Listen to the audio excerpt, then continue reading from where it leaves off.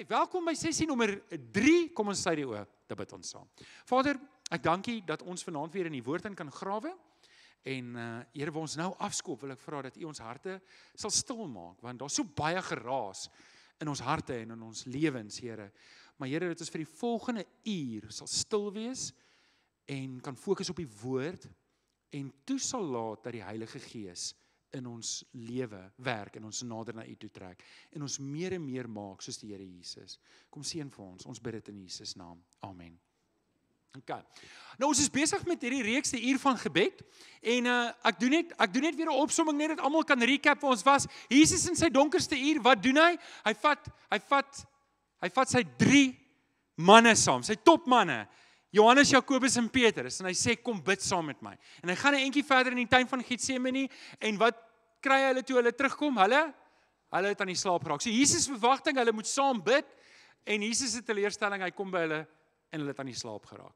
En so hierdie reeks gaan dan daaroor om te waak, en te bid vir 'n uur, en ons kyk oor hoe ons dit doen, en ek wil vir jou help, om baba treetjies te gee.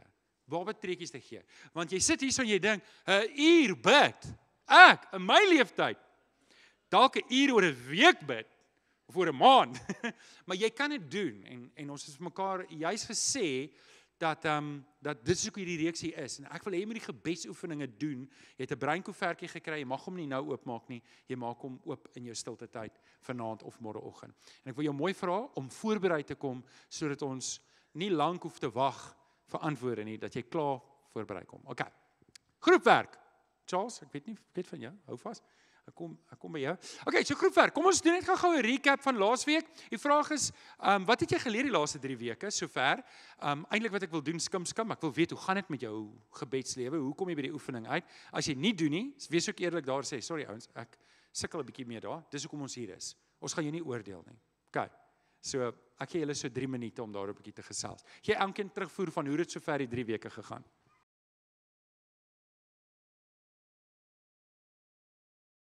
Ok, ek gaan 'n haltroep daar. En ek dink dat 'n belangrike vraag opgekom wat nie altyd gevra word nie, en party van julle het daai vraag, jy weet dit net nog nie. En ek gaan vir Charles vra om vir my die vraag te vra. Charles, wil jy net jou hand opsteek dat David jou kan sien nie? David, kan jy net vir ons 'n mikrofoon daar kry? Waar's Jan Harm? Jan Harm, ek hoop nie hy sal huis toe nie. Kyle, is jy beskikbaar? Kyle, ek wil net hê iemand moet vir my ek wil net 3 minute afstaan, 4 minute dalk aan hierdie volgende vraag, want ons is rondom gebed. En so, Charles, is jy reg vir my? Is hy aan? Hy was aan, jy moes hom net bo aansit. Wie aan? Dis hy. Yes. Ja, nou is ek reg. Charles. Yes, Johan, ek wil net so tree teruggee. Weet, ons doen nou hierdie kursus en dit gaan oor hoe om te bid. Maar ek wil net so 1 tree teruggee deur 'n vraag te vra. En ek dink die vraag kom in by hoe dieper ou delf, hoe belangriker raak die detail. Ja. Ons is almal bewus met God drie-enig. God die Vader, God die Seun en God die Heilige Gees. En ons weet, God die Vader het gesê, dis my geliefde Seun. En ons weet, die Seun het aan die kruis gesê, Vader, vergeef hulle. En ons weet, die Heilige Gees was betrokke. So, met dit in ag geneem, weet ons, om te bid, het Jesus vir ons gesê, dis hoe ons bid, onse Vader in die hemel. Maar daar staan ook, Jesus het ook gesê, en ek gaan sommer in Engels sê, I'm the way and the truth and the life. No one comes to the Father except through me. En ek weet, iewers gaan Jesus, ons gaan moet verantwoording doen vir wat ons gedoen het, en dan gaan 'n oordeelsdag wees, en Jesus gaan vir sê, maar weet jy wat, ek ken vir Charles, Vader, kan hy saamkom. En die verhouding wat ek met Jesus ook moet hê, so nou raak dit vir my, as ek bid ek tot die Vader, maar mag ek ook met Jesus bid, of kan ek vir die Heilige Gees sê, versterk my, of bid mens uitsluitlik net vir die Vader. En dit is so die begin van hierdie boekie, net om te weet, in watter rigting gaan ons, jy weet, Ja, die Ja. prikkel kan jy vat. Okay, dankie Charles. Dankie Charles. Okay, so ek gaan die vraag in sy eenvoudigste moontlike vorm vra. Partykeer hoor jy mense bid tot Jesus, partykeer bid hulle tot die Heilige Gees en bid hulle tot die Vader. En dan raak dit so half en half te mekaar. Van wie praat jy nou en hoekom praat jy? Moet ek seker goed vir Jesus vra? Moet ek seker goed vir die Vader vra? En ek kan vir julle ek probeer altyd teruggaan na die woord toe. En die rede daarvoor is die woord is die geopenbaarde waarheid van God. Stem julle saam? Is geïnspireer. So Charles, dankie vir daai vraag en ek gaan dit so kort as moontlik probeer antwoord. Jy het nou die 3 eenheid aangeval. Ek wil net hê almal moet verstaan dat die Vader en die Seun en die Heilige Gees is God. Okay? Maar die Vader is nie die Seun nie. Ek het al mense gehoor bid wat sê Papa Jesus. En hoorie as jou 2-jarige babietjie vir die pappa sê mamma, dan is dit nie so dis nie so 'n groot probleem nie. Jy kan dit regstel. Stem mee saam. Maar as jou 21-jarige inkom en vir die pa sê mamma, dan is al fout. Stem julle saam.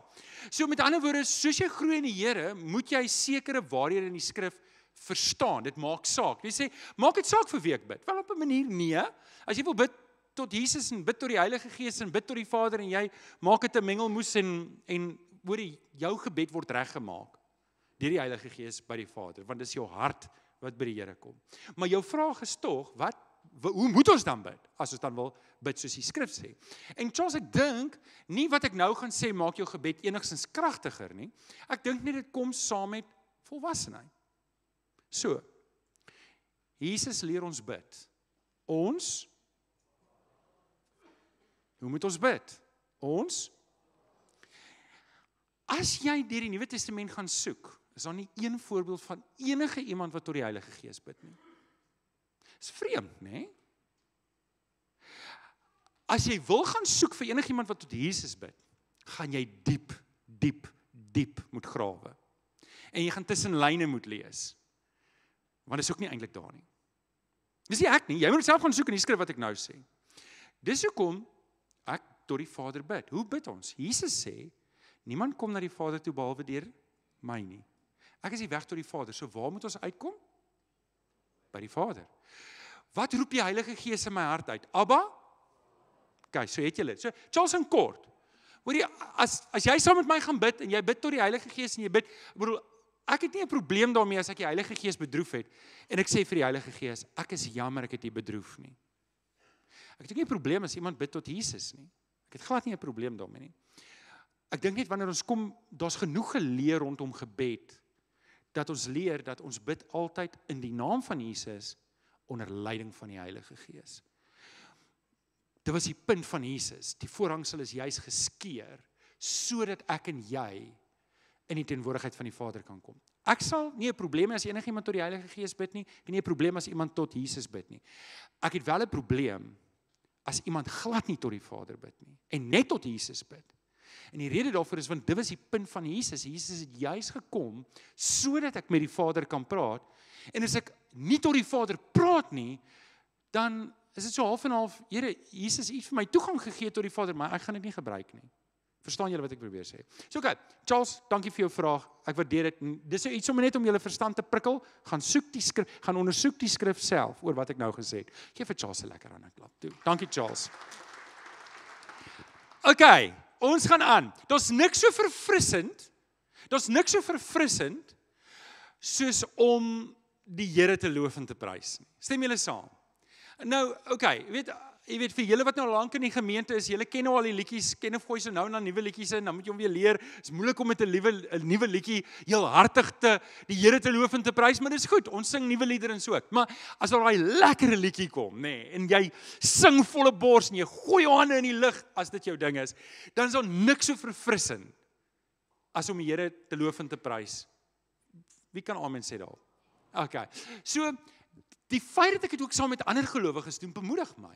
Weet julle, dit is vir my lekker ook om te sien dat julle die Here aanbid.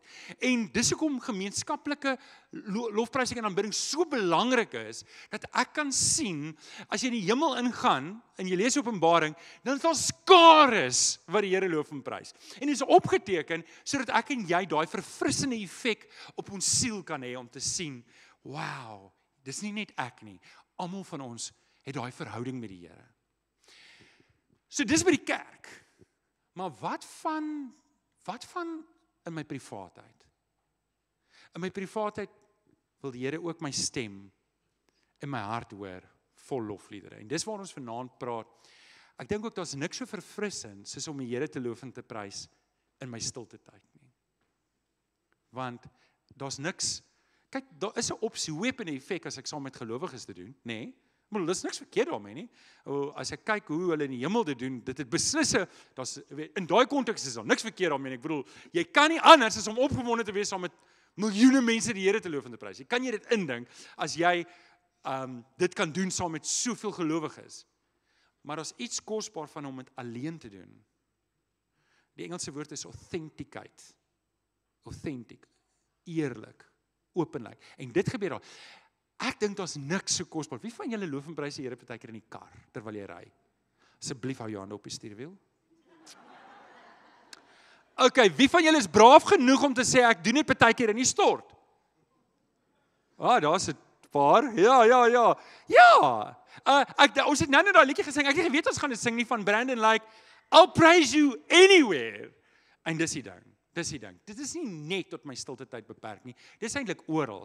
Dis waar ons vanaand kom. Ons het laasweek gekyk na gebedsmoment nommer 1 stilte en afsondering. Vanaand kom ons by persoonlike lofprysing en aanbidding. Wat is dit en hoe doen ek dit?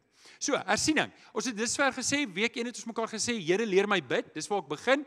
Ek word stil voor die Here en vanaand kom ons by persoonlike lofprysing en aanbidding. Jy's op bladsy 41. Jy's op bladsy 41, kry my daar en dan gaan ons van daar af verder. So Psalm 100 vers 4, gaan sy poorte binne met dankliedere, sy tempel met lofsange, dank hom en prys sy naam. En Dale Moody het gesê, if a man just stops to think what he has to praise God for, he will find there is enough to keep him singing praises for a week. Miskien vir 'n maand, jy weet. So, gebedsmoment nommer 2, ons praat vanaand oor die hoe van lofprysing en aanbidding. Nou, ek dink dit is baie belangrik in die gemeente, maar ek dink dit is net so belangrik in ons privaatheid. Ek gaan vir jou 'n paar basiese definisies gee wat nie in jou boek is nie. Het jy skryfplek? Want jy gaan dit dalk moet skryf. So, hier's 'n paar basiese definisies. Om te prys kom van die Griekse woord, ek gaan nie die Hebreërs probeer nou nie, en dis hepainon, om te prys, en dit is basies net to speak of the excellence of a person, nee, object or event. Dis om te prys. So dis om die wonderlikheid, die excellence te besing. Het julle dit? Dis om te prys.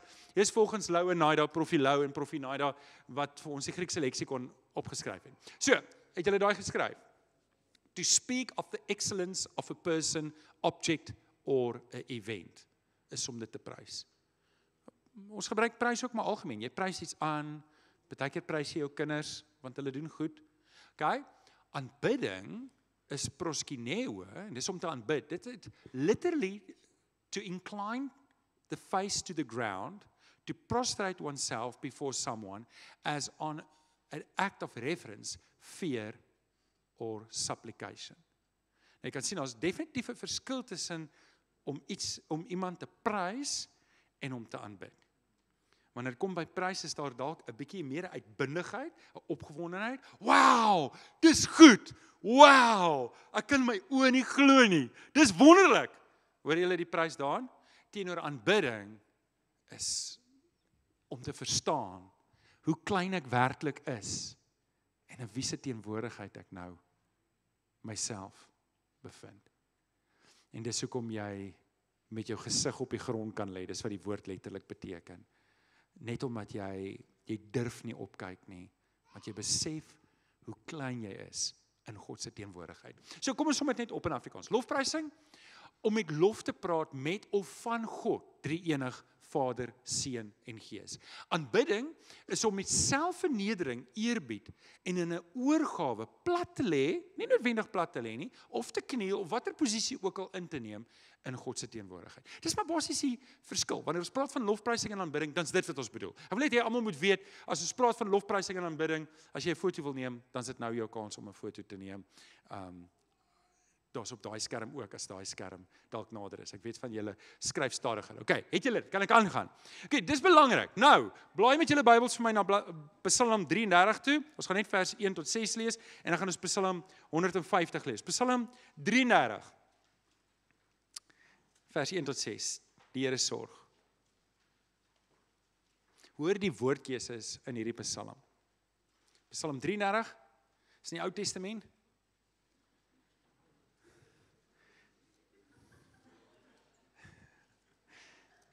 Tussen Job en Spreuke. Okay. Jubel in die Here. Sê gou jubel? Ja, dis jubel en juig. Jubel in die Here, regverdiges, sing 'n loflied opregtes, loof die Here met 'n lier, speel vir hom die harp, sing vir hom 'n nuwe lied. Speel met volle oorgawe, jubel dit uit wat die Here sê gebeur. Alles wat hy doen staan vas. Hy het geregtigheid en reg lief. Die hele wêreld is vol van die Here se getroue liefde. Deur die woord van die Here is die hemel gemaak. Deur sy bevel al die hemelliggame. En dan kan jy saam met my gaan, as jy 'n instrument het om te speel, dan kan jy hom uithaal, nie nou nie, ek bedoel in jou binnekamer. Psalm 150, prys God in sy heiligdom, prys hom hier onder sy magtige hemelgewelf, prys hom oor sy kragtige dade, prys hom in sy magtige grootheid, prys hom met die ramshoring, prys hom met die harp en lier, prys hom met die tamboerijn en koordanse, prys hom met snaarinstrumente en fluit, prys hom met simbale, prys hom met galmende simbale, laat alles wat asemhaal die Here prys die Here. Okay. Matteus 6 vers 9 is die eerste deel van die Onse Vader, en ons leer, so moet julle bid, Onse Vader wat in die hemel is. Kom ons lees hom saam, van die begin af, 1, 2, 3. So moet julle bid.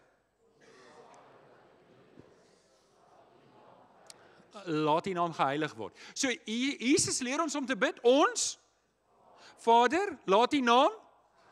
So die fokus is nou op hierdie tweede deel, laat die naam geheilig word. Nou, onthou nou, die Onse Vader, ek sê dit van tyd tot tyd vir julle, die Onse Vader is nie 'n rympie gebed nie, dis 'n raamwerk vir 'n gebed. Het julle dit? Tevrede daarmee. Ek het al vir julle gesê dat my gebed, as ek bid vir kos, bid ek nie rympies nie. As my kos vars is, moet my gebed, dan moet my gebed ook vars wees. Nou julle, ek dink by kos is dit die maklikste om in 'n rympie te verval. Wie stem saam? Dis maklik. Jy weet, in my stilte tyd is dit, jy weet, dan bid jy in jou hart, maar by kos, ek bedoel, dis kos, nou bid jy vir kos. En ek kan onthou, ek het dit al 'n paar keer gesê, my swaartjie is eendag daar, en ek het so 'n halwe rympie wat ek inwerk daar. En toe ek amen sê, toe sê hy so droog, ek dink nie, hierdie kos is baie vars nie. So, dis is sommer net 'n grappie. Nou kyk, hierdie is ook nie in jou notas nie, en ek wil vir jou iets net uithaal, dat jy weet wat jou opsies is, wanneer dit kom by lofprysing en aanbidding in jou stilte tyd. So, daar is basies 3 maniere hoe jy dit doen. Jy kan sing. Nou, ek weet nie of jy soos ek is nie, maar ek sal myself nie uitgee as 'n sanger nie. Okay? Maar, ek het geleer, as jy die musiek 'n bietjie harder sit as jou stem, dan worry jy nie daaroor nie. So, sing is 'n belangrike deel, en julle, daar's liedere wat vir my mooi is, Jesus, lover of my soul. Nee, weet jy wie van julle ken daai nie. Daar's sulke mooi liedere wat jou stilte tyd kan inwy, wat jy die Here kan aanbid. Okay, so sing, sit musiek aan en sing. Sê, beskryf God se goedheid in woorde. Nou, jy hoef nie te sing nie. Onthou, prys is nie net met sing nie. En verbeel jouself jou kind aan, jy prys jou kind aan. My kind, jy so goed met atletiek. Jou rapport lyk so goed. Ek weet nie hoe sal dit klink as hy 'n slegte rapport, dit klink soos heavy metal. Jou rapport is sleg. Ek gaan jou pak gee. Ek is sommer simpel. So met ander woorde, sing is een, maar om te praat is ook iets. Om vir die Here te sê, Here, wow, is my so heerlik. Gereeld kom van julle na my toe terug en sê, die Here het deurgekom, die Here het vir my, en dis deel van, om sy naam te prys. En dan natuurlik om te skryf. Om te skryf, is om die Here se goedheid in jou lewe te dokumenteer. Nou, dis iets waarmee ek swak is om 'n joernaal te hou, maar 'n joernaal is eintlik baie belangrik. Dis hoekom ek agter in elke hoofstuk is daar 'n joernaal om jouself te herinner. Nou oké, 4 belangrike waarhede waarna ons vanaand gaan kyk. En ons gaan dit nou in ons groepe bespreek. En so as jy ons is nou op bladsy 42. Lofprysing en aanbidding, en Kenneth het ook daar gepraat, is 'n saak van die hart. Is 'n saak van die hart. Matteus 15 vers 8 sê, hierdie volk eer my met hulle mond, maar hulle hart is ver van my af. So okay, hier is om dit nie te doen nie. Is jy reg daarvoor? Hier is jy dit nie doen nie. Dis wanneer my mond dit doen, maar my hart is weg van die Here af. En hulle noem dit mindless worship. Jou mond sing die liedjies, maar jou hart is nie daar nie. Dis hoekom dit so belangrik is om eers stil te raak. Wie van julle het al gesing, maar jy dink aan ander goed? Jou verstand stuur vir jou mond die woorde, maar agter in jou verstand is jy besig om ander goed te dink. Verstaan julle hoekom 'n stil word so belangrik, sodat ek nie mindless worship het nie. Ek sing die liedjies, dit klink wonderlik, ek sing volle bors, maar my hart is nie daar nie. So, die Christelike godsdiens gaan nie oor reëls en regulasies nie. Dit gaan nie oor programme nie, dit gaan nie oor tradisie nie, en dit gaan nie oor rituele nie. Stem julle saam? Daar's 'n eerlikheid daarin, daar's 'n verhouding daarin. Nou, okay, kan ek gou een teruggaan? Kan ek net gou teruggaan op dit? Dit gaan nie oor reëls en regulasies nie, maar reëls en regulasies is nodig. Ons moet tog orde hê. Verbeel in jouself, daar was nie eenvormige kode hier nie. Elke ou, hier staan 'n ou op die tafel, want daar's geen orde daar nie. Hierdie ou staan op sy stoel, hierdie ou skud die tafeldoek rond, hardloop met die tafeldoekie rond. Dit sou 'n bietjie van 'n deurmekaarspel wees, stem julle saam. So orde is tog nodig in die kerk en ook in my stilte tyd. So programme selfde. My godsdiens word nie gereguleer deur programme nie, maar programme gee struktuur. Wie van die dames was Saterdagoggend hier? Wie van julle was hier? Nou sê vir my, dink julle daai ding gebeur net? Dink julle het ons besluit Saterdagoggend, ons stuur vir die hele gemeente 'n WhatsApp en sê, hoorie, ons het vir Regard van der Berg in die straat raak geloop, wie wil kom luister? Nee, daai program word beplan in detail en so moet jy ook voorsiening maak vir jou stilte tyd. Dan moet in detail beplan word daarvoor. Tradisie. Hoorie, tradisie is nie alles sleg nie. Tradisie gee vir jou 'n spesiale geskiedenis. Dis hoekom ons sekere goeters jaarliks herhaal. Ons het 'n tradisie van om Kersfees te herdenk. Dis vir ons spesiaal. Dis 'n tradisie, is niks anders nie. Selfs wat se naam, Paasnaweek is 'n tradisie wat ons het, want wat doen ons? Ons herdenk spesiale geskiedenis. En dan rituele is ook nie sleg nie. Seremonies gee vir ons samehorigheid, wanneer ons saam nagmaal gebruik, wanneer ons saam die Here loof en prys. Maar alhoewel daai goed waardevol is, moet dit my verhouding ondersteun. Dit word nie my verhouding nie. Stem julle saam?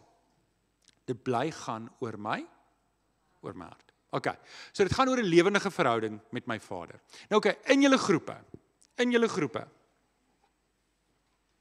wil ek hê, julle moet die groepsbespreking doen daarso. Efesiërs 5 vers 18 tot 20, Romeine 12 vers 1 tot 2, en dan wat lees ons in hierdie verse? Ek gee julle so 5 minute vir die groepsbespreking.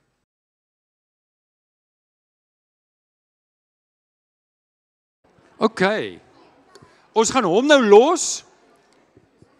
Ons gaan dan na die volgende punt toe. Nou, okay, hierdie brei eintlik uit op die vorige ene. Want wat moet in my hart wees wanneer ek die Here loof en prys? Wat moet in my hart wees? Ja, as jy wonder, kyk net op die skerm, die antwoord is daar. Waarvoor? Skree dit uit. Waarvoor moet ek dankbaar wees? Okay, alles is 'n regte antwoord. Bietjie meer spesifiek as alles? Enigiets. Iemand het dit gesê. Wie het dit gesê? My redding. Hoorie, dis dit. Maak nie saak wat met my op hierdie aarde gebeur nie. Ek is gered. Wie van julle kan amen sê daarop? Okay, ek behoort aan die Here Jesus. Jy weet so, wat kan nou eintlik skeefloop hierso? Romeine 8 beskryf dit. Geen hoogte, geen diepte, geen enigiets kan my skei van die liefde van die Here nie. So, daar's altyd 'n rede vir dankbaarheid. Nou Psalm 100 vers 4 is eintlik 'n dankpsalm wat sê, gaan sy poorte binne met dankliedere, sy tempel met lofsange, dank hom, prys sy naam. Hoe moet ek sy teenwoordigheid binne gaan? Met lofprysing en met 'n wat se hart? 'n dankbare hart. So ek nader nie die Vader met 'n gekerm en 'n gekla nie. Want as ek kerm en kla, wat wys dit? Ek het dit gemis. Ek het die Here se goedheid gemis. Ek kan nie vir die Here sê hoe goed hy is en hoe bly is ek oor 'n verhouding met hom as ek kerm en kla nie. Dit moet my hart verander. Okay? So ek kan ook met swaarmoedigheid by hom ingaan. En nou natuurlik, julle gaan later aan sien, daar is 'n plek vir krisisgebede, maar hier is dit 'n kwessie van mind over matter. Maak nie saak wat in hierdie lewe gebeur nie, Christus se redding staan vas. Amen. Dit wat die Here in my lewe gedoen het, staan vas. Al gaan ek deur, soos Dawid sê, daai donker dieptes, daai valleie wat nie lekker is nie, sal ek hom loof en prys, want hy laat my nie gaan nie. Kyk, nie met swaarmoedigheid nie, nie met, hierdie het ek hier ingesit, wel ek het almal daar ingesit, maar hierdie is my eie ene, my stempel is op, nie met 'n losers houding nie. Regtig, baie keer verstom ek my oor party gelowiges. Nie almal nie, maar baie. Hulle lewe soos losers. Ons is meer as oorwinnaars deur Christus wat ons krag gee. So, ons lewe met daardie houding. So, ek nader my hemelse Vader juis met 'n lied in my hart. Ek nader hom juis met dankbaarheid in my hart. Juis met 'n oorwinningshouding in Christus. Dis hoe ek sy teenwoordigheid moet ingaan. Stem julle saam? Dit bring ons by ons volgende gespreksvraag. Ek gee oor vir julle.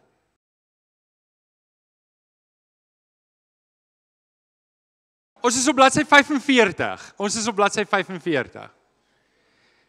So tot dusver het ons gesê, dit is 'n saak van die hart. Dis 'n saak van wat moet in my hart wees? Dankbaarheid. Nou kom ons by die saak van die mond. En ons het begin by die hart, want die hart moet eers reg wees. Die mond kan baie, as die hart reg is, dan is die inhoud in die mond klaar reg. As die hart verkeerd is, dan kan die mond enigiets doen, maar dit help nie. En dis wat ek nou vir julle wil uitwys hier. Psalm 30 vers 12 tot 13. Ek was in rou, nou sien julle daai punt.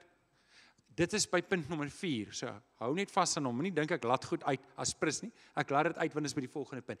Ek was in rou, skryf Dawid, en U het my rouklere uitgetrek en vir my feesklere aangetrek. Nou dit is wat jy kan beleef in jou stilte tyd, want luister, as jou oë op hierdie wêreldse dinge is, dan is al genoeg rede om in rou te wees. Dan is die hele tyd goed wat skeefloop. Stem julle saam?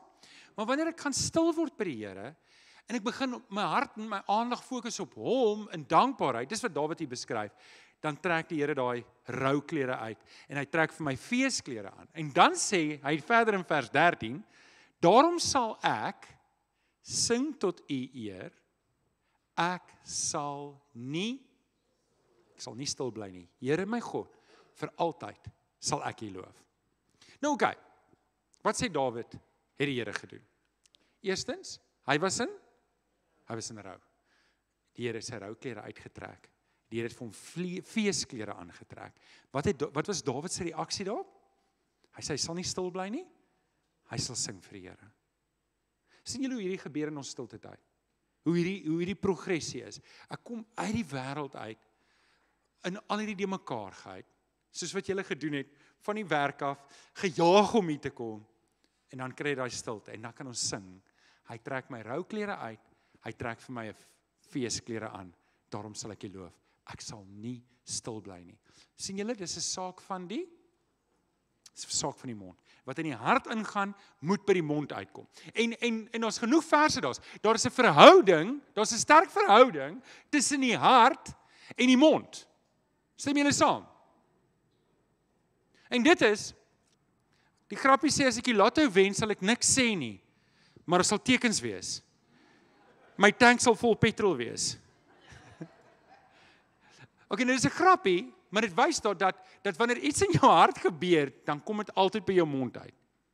En wanneer jy die Here vind, en jy vind jou vreugde in die Here, kan jou mond nie stil bly nie. Romeine 10 vers 9, ek wil net vir julle wys die verhouding tussen jou hart en jou mond. As jy met jou mond bely dat Jesus die Here is, hy met jou hart glo. Sien julle, dat daar's 'n erkenning, dat daar's 'n direkte lyn tussen jou hart en jou mond. Lukas 6 vers 45, waar die hart van vol is, loop die mond van oor. Ek het nog 'n vers wat ek nou nie ingesit het, maar Jesus het gesê, hierdie volk dien my met hulle, maar hulle, sien julle, daar's 'n duidelike verband tussen dat die Here jou hart eerste wil hê, en hy wil hê jou mond moet dit volg. So, daar's 'n koneksie tussen die hart en die tong. Nou, gemiddeld is jou hart en jou tong omtrent 40-45 sentimeters van mekaar af weg. Nou is ek by my maag. Okay? Nou as jy korter is, as jy langer is, nou daai 45 centimeter kan of baie ver wees, of baie naby wees. En dit hang af van jou verhouding met die Here. Dit hang af Dit hang af hoe eerlik jy dit bedoel met die Here. En ek wil dit waag om te sê, dit hang af hoe jy tyd spandeer het met die stilte.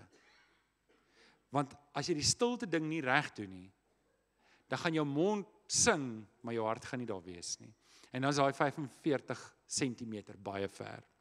Maar as jy kon stil raak en vir jouself sê, die Here is werklik hier. En ek wil net sy teenwoordigheid geniet. Dan is daai 45 centimeter baie naby. Nou oké, moet nou nie by die huis gaan en meet nie. Ek weet nie of dit fisies 45 centimeter is nie. Ek weet nie eens behoorlik waar sit my hart nie. Okay, so wat beteken dit vir ons? My hart moet by die Here wees. Dis eintlik die bottom line. Ek kan nie die Here werklik loof en prys as my hart nie aan hom behoort nie. As my hart aan hom behoort, dan sal my tong outomaties oorloop. En ek sal nie kan stil bly nie. Ek sal nie kan stil bly in my stilte tyd nie. En ek wil hierdie bysit. Ek mag nie stil bly nie. Nou hoorie, jou stilte tyd aanbidding gaan dalk 'n bietjie anders lyk as myne. Jy weet, 'n paar van julle is lekker uitbundig en ander van julle is baie stil en dis okay. Jy weet, of jy dit sê, of jy dit sing, of jy dit skryf, maar dat dit moet gebeur is belangrik. Stem julle saam? Okay, ek gee weer vir julle 'n groepbespreking daar. Doen die volgende groepsoefening daar, is al baie werk daar. Dis nommer, nee, dis nie so baie werk nie. Ja, julle kan dit maklik doen. Ek gee julle 5 minute.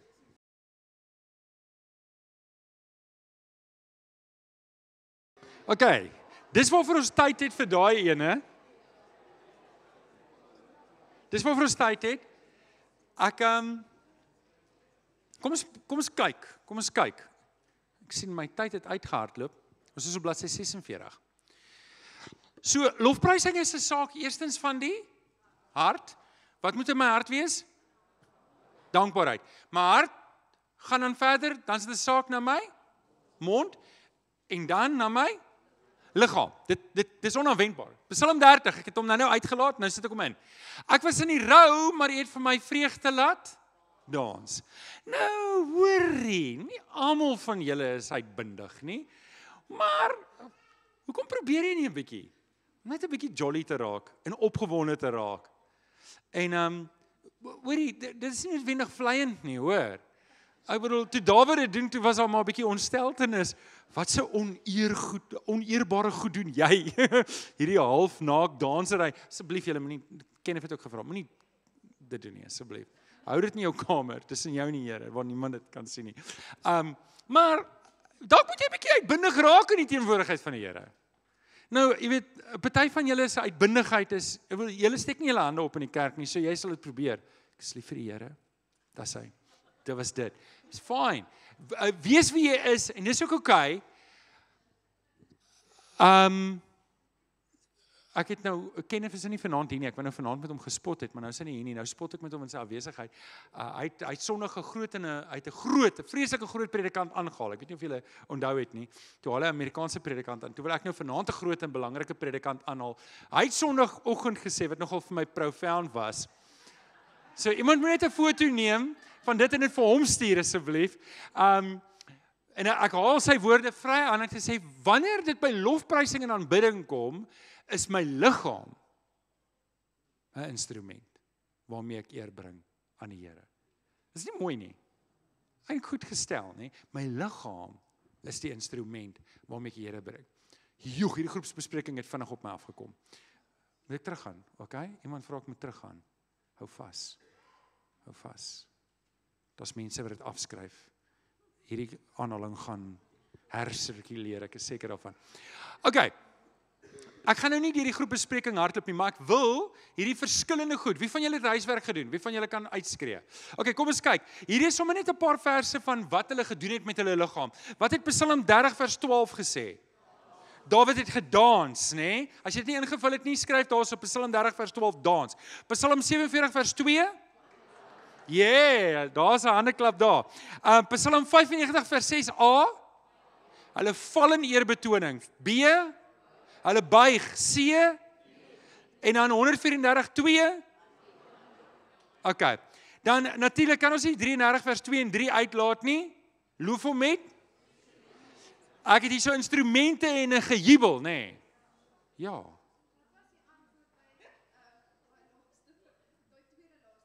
C. Buig kniel en hef julle hande op. OK, nou julle, ons is, wie van julle kom uit die bietjie meer charismatiese Pinksterkerke uit, wat lekker opgewonde kan raak? Steek gou op die hande. OK, wie van julle kom uit die meer tradisionele gereformeerde kerke uit? Wie van julle was kerklos? Jy het hier gekom en jy weet se sin half en half. O, dis kerk. Steek op die hande. OK, niemand nie. So nou jy kan nou baie duidelik sien, hier's 'n paar van ons wat wil hê, man, ref die dinge bietjie op. Julle is so gevrek op 'n Sondagoggend. En die ander van ons asseblief, moenie hierdie hande klap ding doen nie. Jy weet, julle kan julle hande opsteek, maar doen dit daar op jou eie. Moenie my stam terwyl jy dit doen. Nou OK. In jou binnekamer daag ek jou uit. Probeer hierdie goeters. Ons gaan nie die groepsbespreking doen nie, ek gaan afsluit. En vanaand se sessie, lofprysing en aanbidding is 'n saak van die hart, dankbaarheid, dis 'n saak van jou mond en 'n saak van jou hele liggaam. Kyk, waar begin ek? Ons het hiermee begin, ek sluit hiermee af. Waar begin ek met lofprysing en aanbidding? Ek word eers stil. Dis waar ek begin. En hierdie is so belangrik dat ek moet stil raak, want as ek nie behoorlik stil raak nie, dan gaan ek nie kan behoorlik die Here loof en prys nie, want my aandag en my hart gaan op 'n ander plek wees. Dan ek kan dit sing, ek kan dit sê en ek kan dit skryf. Ek sluit af met hierdie. Ek wil hê almal moet gou stil word. Word gou stil. Moenie nou praat of vroetel aan iets nie. Ek weet ons is nou klaar.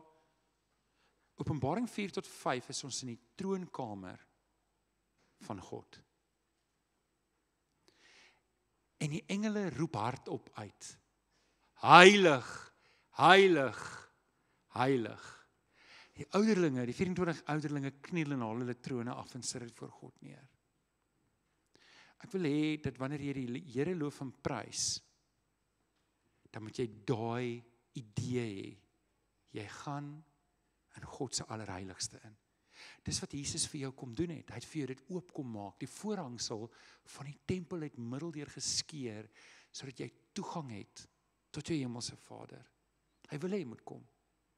En dis wat jy moet verstaan, wanneer jy daar in jou kamer is, en jy die Here loof en prys, dan moet jy dit verstaan, dis waar jy is. OK. Ek gaan julle huis toe stuur met hierdie huiswerk, nee? Gaan tel jou seëninge, sê dankie vir elke ding wat die Here vir jou gedoen het, en laat dit uitvloei in lofprysing. Sal jy dit gaan doen? OK, jou gebedsopdrag is op jou tafel, ek stop hierso, kom ons sluit die ore bid ons saam. Vader, ek kom dankie in die wonderlike naam van ons Here Jesus, dat ons vanaand net ons harte kan oopmaak en sê, maar ek mag my hande in die lug gooi en die loof en prys. En Here, as dit daarop kom dat ek my hande klap, al dans ek, Here, ek is U kind, ek is in U teenwoordigheid, ek mag U teenwoordigheid geniet. En Here, soms gaan ons kniel en met ons gesigte plat op die grond lê. Here, kom leer ons om U werklik te aanbid. In Jesus naam bid ons dit. En die kinders van die Here sê, amen. Vriende, baie dankie dat jy gekom het. Die Here seën vir jou. Volgende week, selfde plek, selfde tyd.